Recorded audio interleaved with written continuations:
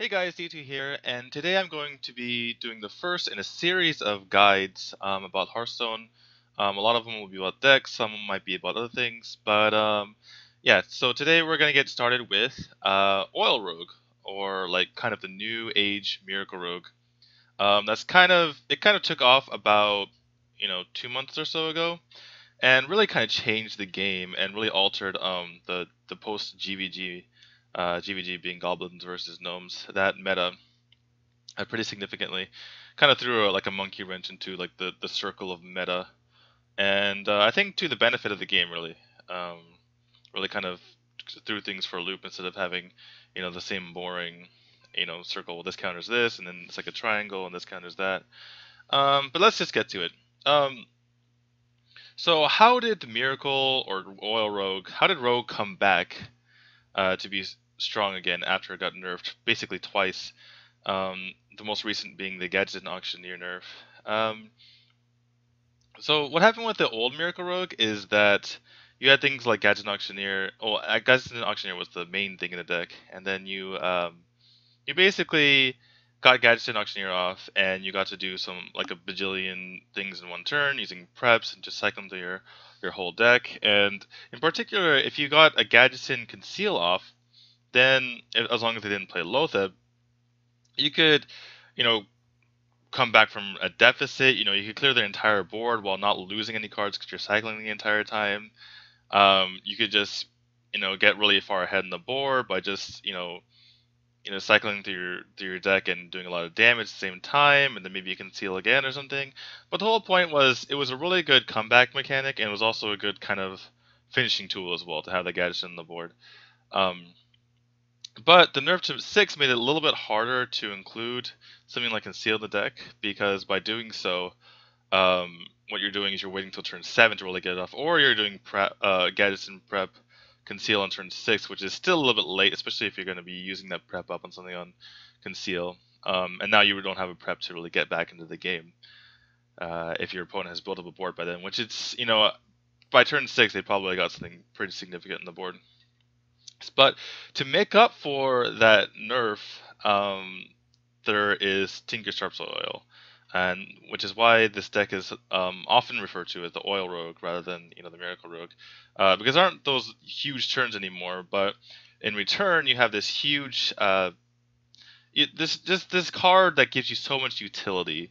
With the double Blade Flurries in there, you can really wipe out any single board, and having that extra damage on it, rather than using something like Deadly Poison, or you can use in conjunction Deadly Poison and get uh, a 6 damage Blade Flurry off. Or the point is, there's so many more ways to buff your weapon to get these huge Blade Flurries off to really catch you back up on the board, and that's a huge deal. And so that's step one of the utility, probably the most commonly used utility. The other way that you can use Tinker's Oil is that you can just put a lot of damage on. If you have a minion on the board, all of a sudden they have 3 more attack. Now you're doing that 4 mana spell, or whatever you want to call it, 4 mana thing. If you combo with something, say like prep, now it's 1 mana. Now you're doing 6 damage for just 1 mana, which is pretty insane. And so that's another way you can utilize the card and really burst through your opponent. So that made it so you can run things like Sprint.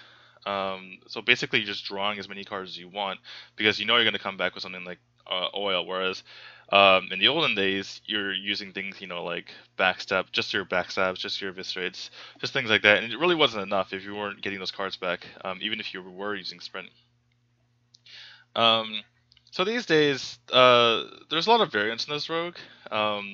Not everyone runs the Gadget and Auctioneer. In fact, in the last couple weeks, people have been going back to having double Sprint in the deck. And as has always been the case with Miracle Rogue, and nowadays Oil Rogues, and then people don't like to call it Miracle Rogue. There's a lot of variations you can put in the deck. There's always that 5 or 6 card difference.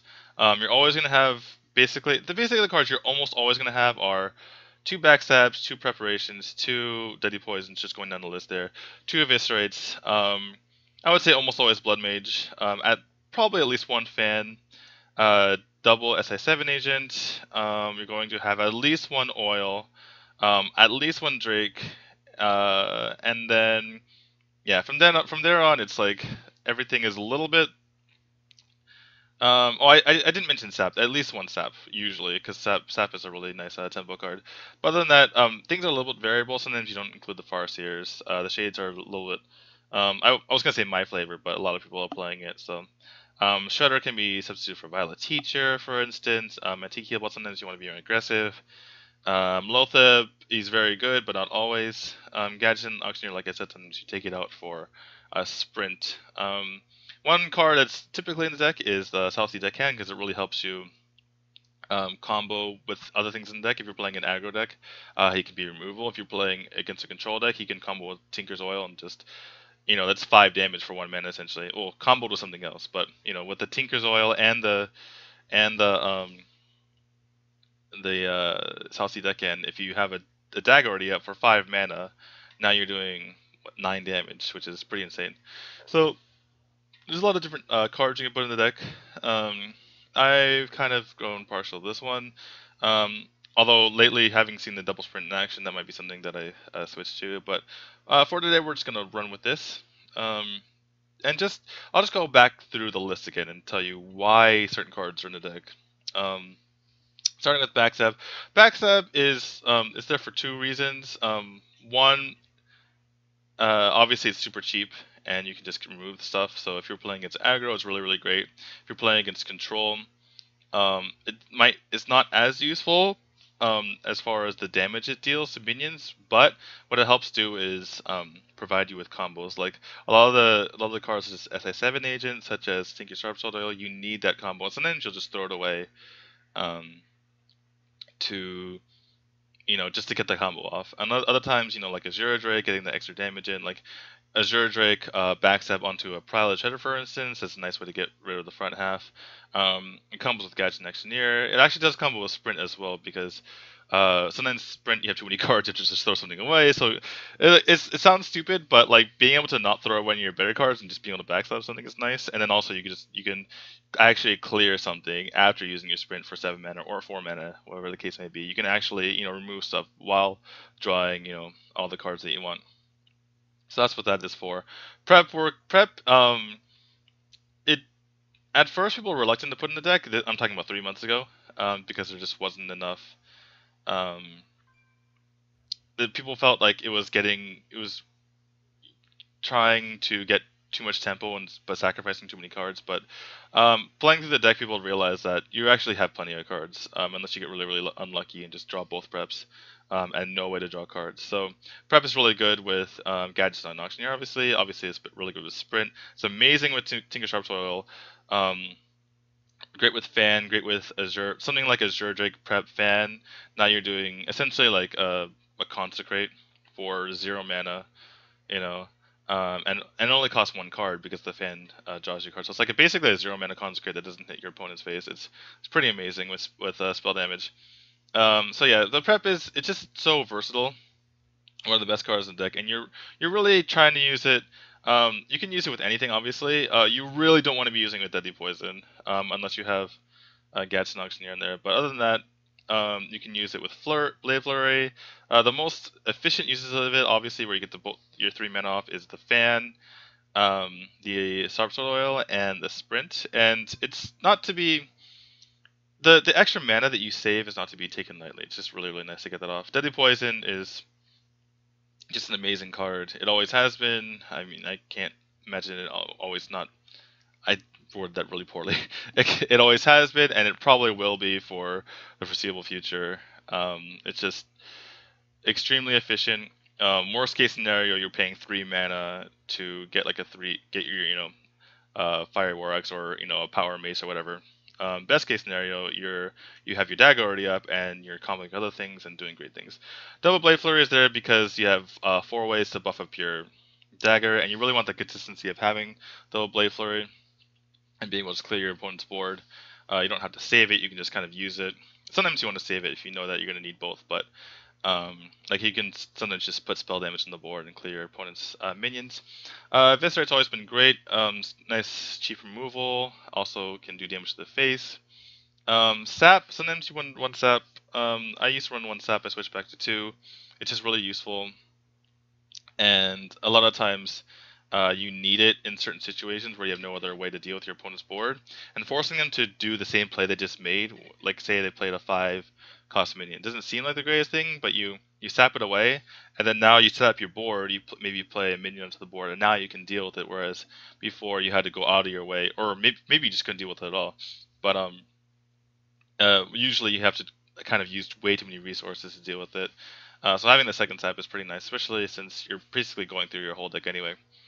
Bloodmage Thalanos is it's pretty amazing. Um, you know, spell damage for really cheap, and you get to cycle through your deck. Vanai is really good with spell damage, also really good with prep. For Farseer is just have a little bit of consistency as well as a little bit more healing against those aggro decks. Shade I have 2. Typically you only run 1, but I just have the consistency of having an early game. And having more threats, and against things like Warrior, which is one of its worst matchups, you really want to be able to get something on the board that can deal damage. The SI7 agents are just really good. They're great against aggro. They're a minion you can put on early against control. Even against a mid-range matchup like Druid, it's nice to be able to use that to have that extra damage to take out some of their bigger minions. Tinker's Oil I talked about for a little bit earlier. Shredder is just there to be annoying, to be a minion that sticks in the field that you can combo with Oil. You can substitute with Violet Teacher, but most of the time people have ways to deal with all the 1/1s on the board because of all the aggro that's typically found on ladder. So the 1/1s don't actually matter as much, whereas Violet Shredder, it's just way too sticky is the thing. Anti-Healbot is there just for, obviously it's there to survive against things like Face Hunter and other aggressive decks. But in addition to that, sometimes it allows you a little more freedom. Say you're playing against just a mid-range deck or even some control decks that just happen to get the upper hand on you. The anti-healbot can just buy you a little more extra time and make sure you're not going out of your way. Because sometimes if they have a certain, say Druid has, say you're at 14 against a Druid. Or not 14. Say you're at, I don't know. Say you're at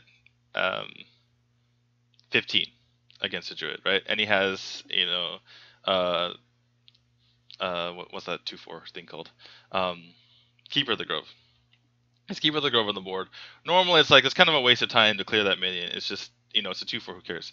But if he has combo, if it's turn 9 or later, now you're worried about combo, now you're worried about dying. You throw up the anti-heal bot, you're fine, you don't have to worry about that. So now you're not going out of your way to clear a minion that you really shouldn't be worrying about, right? So it's basically it's kind of like,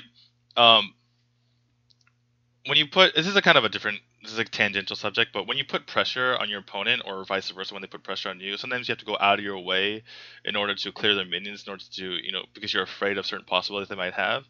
And that kind of sidesteps that possibility where you're not really having to go out of your way to clear the minions. Just kind of, okay, I'm healed, I'm fine, I'm not going to die, I can just do whatever I want instead of, wasting removal or wasting damage that could be needed elsewhere.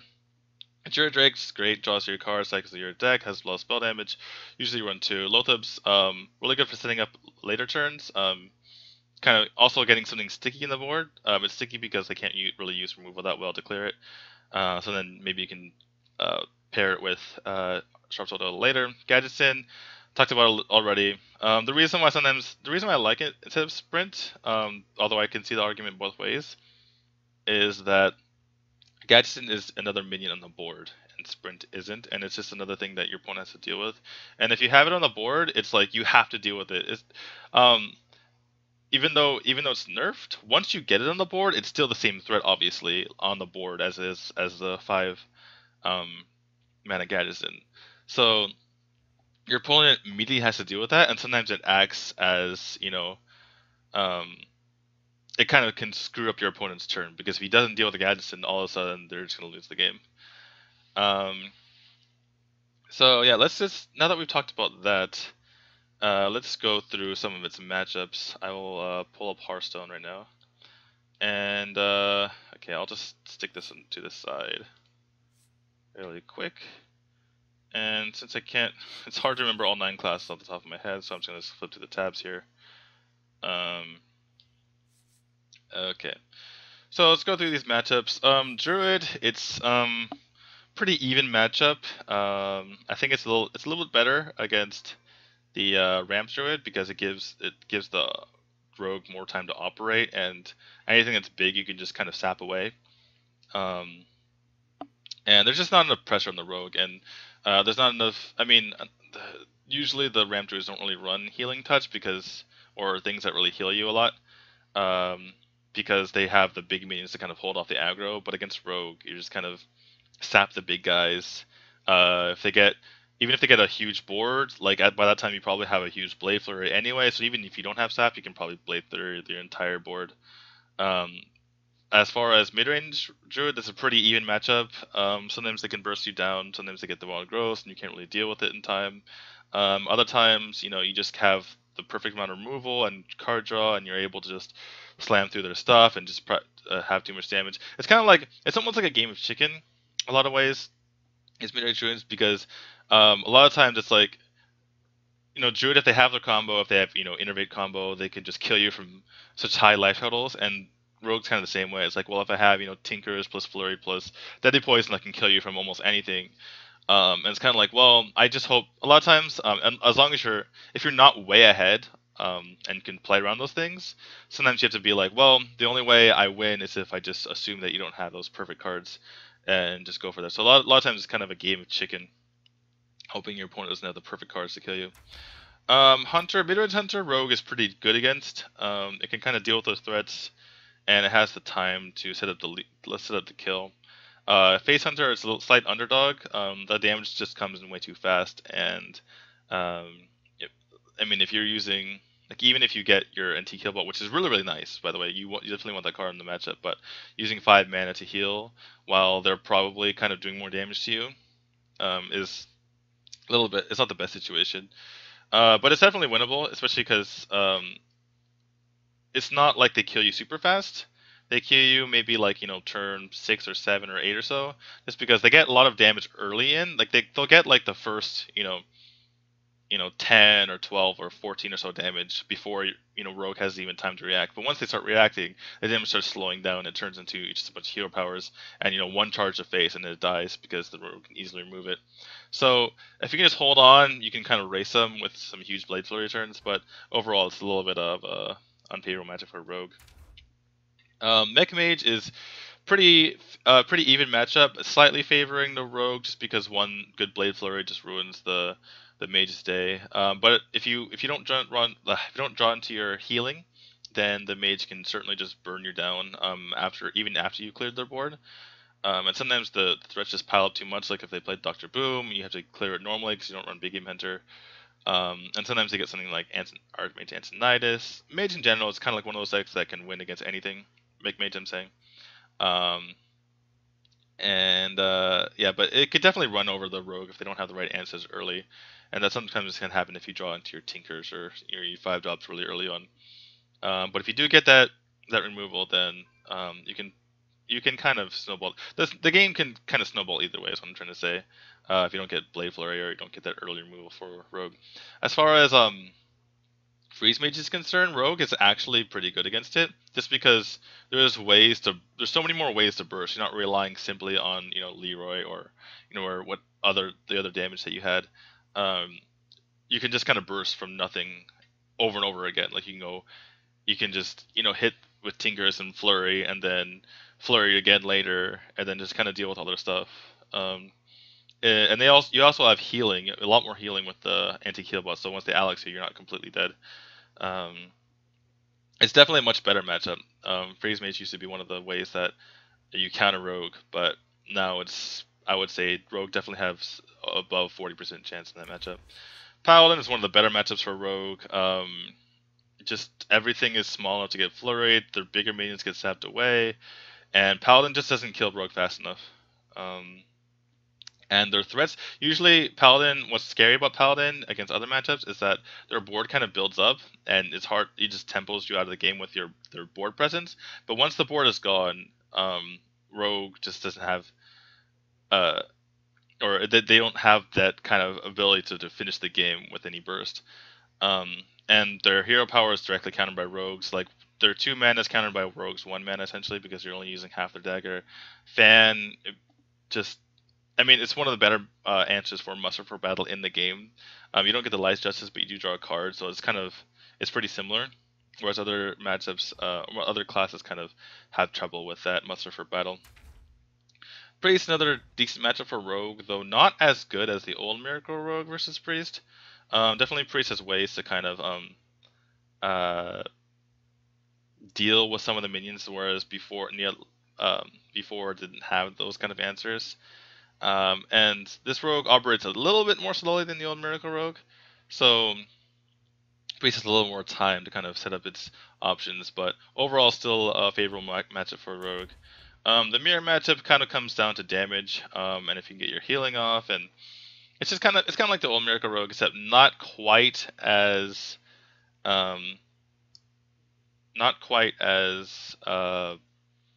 cutthroat.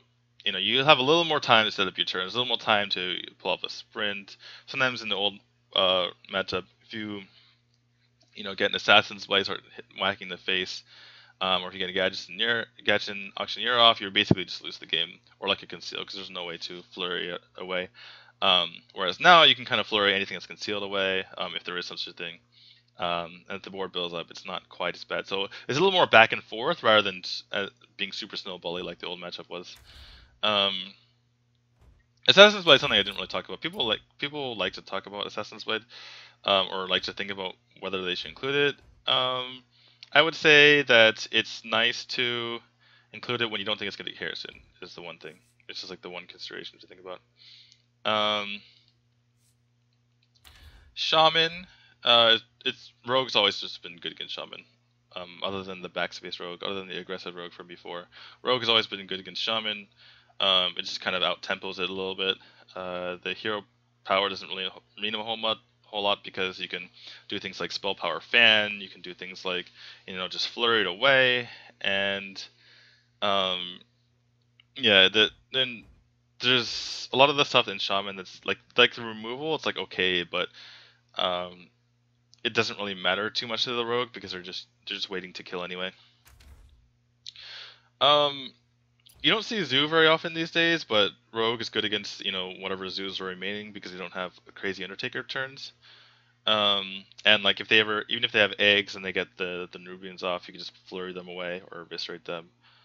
Handlock is also not as common.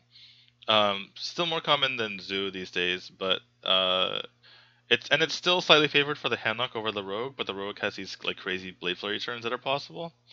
And Handlock, the fact that the Handlock has to kind of text to worry about other decks means that Rogue has a little bit more leeway with dealing with it because there's not quite as many threats. As far as Demon Lock, it's kind of a strange matchup because they're kind of just both removing things as they go, and then if Rogue can just burst them down at some point, then they're fine. But like if it just kind of goes. It just depends on the swingy turns. But I would say that matchup is still slightly favored for Rogue. Warrior is a bad matchup for Rogue. I would say my list is reasonable against it because of the double shade and things like Shredder, which are hard for Warrior to deal with. I would say that Valley Teacher is much easier for Warrior to deal with. But yeah, overall, the fact that Warrior has so much basically armor that the Rogue has to get through, and the fact that they have just so much removal, so anything you get in the board, you can kind of just kill off between its weapons, and those weapons are usually enough to kill most of the things in the Rogue deck. And then they have the extra removal as well. And then and that's neutral. So there's all your matchups. I guess one thing I didn't mention was that you can run Dr. Boom just to have another threat. Another like big minions. I've seen what's his name? I've seen Trabrian's Growlix as well. So sometimes you just want that one big minion just to throw your opponent off. Like they're so busy clearing things like Azure or like whether it's Violet Teacher or Shredder. It's basically everything in the Rogue is a threat because it can get buffed. Or it can just do even just the little damage it does is kind of like one step closer to killing you. So they go out of the way to clear those, and all of a sudden they don't have removal for your big minion. So that's sometimes a viable strategy as well. So we're gonna get into a game here at rank 6. There's still some pretty solid players at this rank. It's kind of like legendary, except there's some of the players a little bit suboptimal. Some of the plays that they make a little bit suboptimal, but we should be able to find something good here. Hopefully win this game.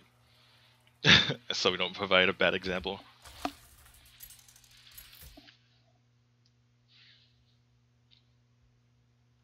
Alright. So here's the mirror matchup.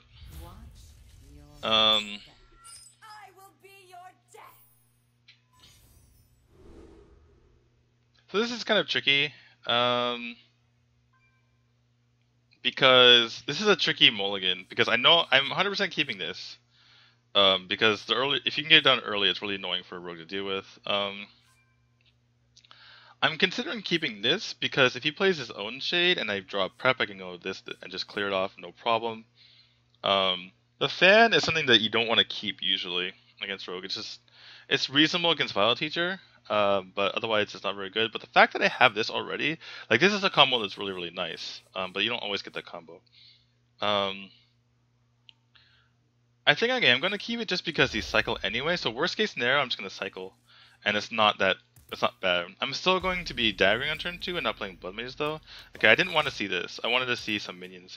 The biggest thing is against rogue, you actually want to see minions. So this is kind of a little bit of a maybe too reactionary keep might be, but I think it's fine. And the fact that I do have a lot of minions in here, so it's reasonable to keep something like this.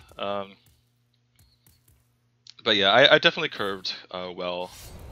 I got a little bit lucky with this draw, but I had several turns to draw it, so it's okay. Or it's fine. The problem with playing this right here is if he goes Deadly Poison, attacks this, and Blade Flurry, it's actually a really, really good value for him. So if he has the right cards, I could be in a little bit of trouble. My eyes are open.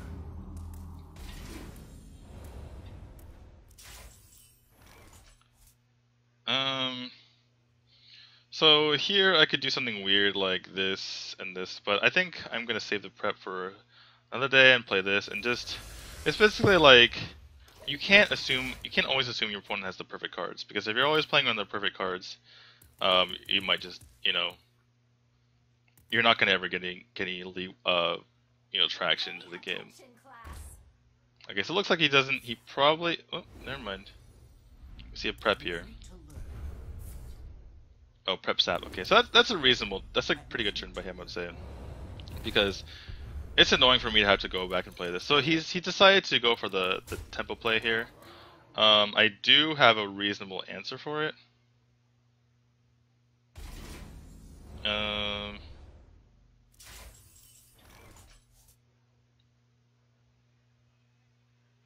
Okay, so I have a few answers actually. Well, I don't actually have a few answers. I could prep fan.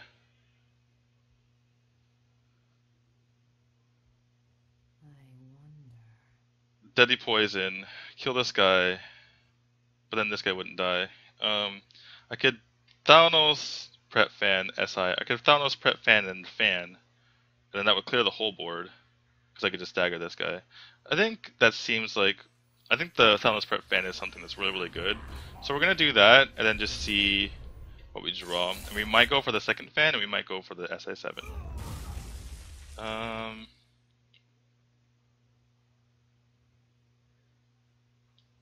Yeah, I think I kind of like the fan here, just because it clears the board. Because otherwise I'm taking, like, even though I get an extra 3/3 on the table, I'm not clearing the 3/1. The 3/1 just changes to my 3/3 anyway. And this is a pretty decent amount of pressure that I put in the board this way. Also, I'm drawing a card. So, like, yeah, I'm drawing a card. It's the same result, because if I need to clear the Vile Teacher, because that's a threat. And if I clear the Vile Teacher and the 3/1 trades in here, well, it's like the same exact result. Assuming he does that trade. If he doesn't do that trade, it means he has a better play to make. So that's bad for us, obviously. And then so that way we just draw a card and make the same exact play. Only problem is we don't now have Fan, but Fan isn't the greatest in this matchup anyway. We really want to be cycling to our Blade Flurries.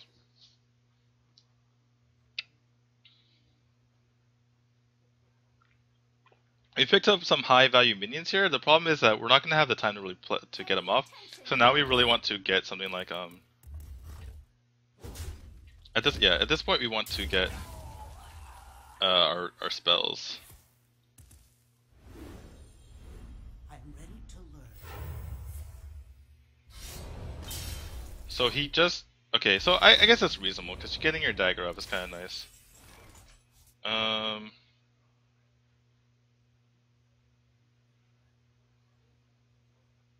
I actually kind of like this play. And then doing this and attacking face. I get the damage in. I'm actually gonna kill this now, so it can't aid in some of the trades here. So in order to like deal with these, he needs something like SI7. He can't use any spells, so there's no real reason to kill this. Because he's not gonna play any spells, and if he does, that's actually good for me because he's essentially wasting his turn. If he uses a backstab here, that's like this entire turn wasted, right? So, okay, that's again nothing. Okay, so he basically just had to play this like mostly useless minion. Now I get to have 11 damage to the face.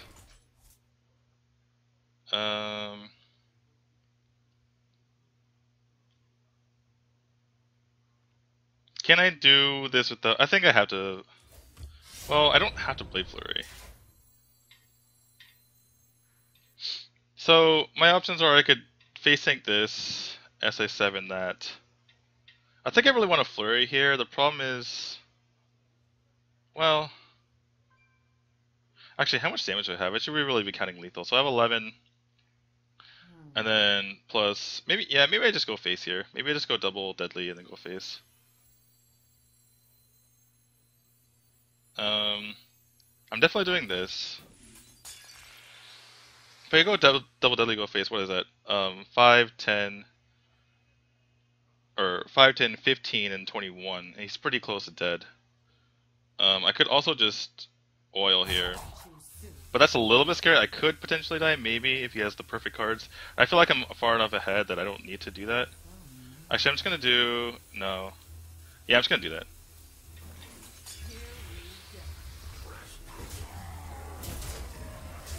I'm just gonna way down. So now he has to both clear my board and heal, which is pretty much impossible. Yeah, okay. So there you go. That's an example of a rogue versus rogue game. It's basically, so in that game, the way I won was having a really nice curve, which is, you know, a little bit lucky, but it's fine. My keep wasn't, my keep was kind of like, it was a little bit reactionary, but the fact that I'm playing against rogue means I kind of have to be reactionary. I needed answers for his threats, and just having the spell damage plus the fan is like, that's the best use of fan I'm ever going to get, is with spell damage. And it ended up working out for me, especially with the prep coming. Getting the shade on the board early is really nice against rogue, because they have to, it's really annoying for them to deal with. Like they can't just Blade Flurry, you know, one minion, just a waste of resources. And he tried to go for the tempo play by sapping my Shredder, but what happened that turn again? So, but then I was able to kind of get the tempo back by playing the Lothab. The Lothab really screwed up his turn. Yeah, the double fan was good because I was able to clear the board, which is nice. And so he used his prep to sap, but I just got the tempo right back by using my prep with the Thanos and the spell damage. And then I advanced my board even though I didn't play anything other than the Thanos because my shade grew, which is nice. That's why shade's nice to have in certain decks like this. Then after that, playing the Lothab was pretty huge because I was able to really just shut him out of the game and right tempo, and all of a sudden my shade was able to attack. I was able to get that damage in without being punished whatsoever. And then from then it was like, by that time, I think I chose the right play, but there were plenty of plays that I could have made uh to really shut down the game. I just basically that was basically the safest one because if I left minions on the board, there is a possibility he had something like Deadly Poison, Tinker's Hit Face, Flurry, which would have been I think lethal if it hit the right minion. Um, so yeah, I was going for like the I definitely can't die here, and he's probably dead the next turn. I went for that kind of play. Um, so yeah, that's a classic miracle or an oil rogue versus oil rogue mirror matchup, and hope you enjoyed today's guide. See you guys.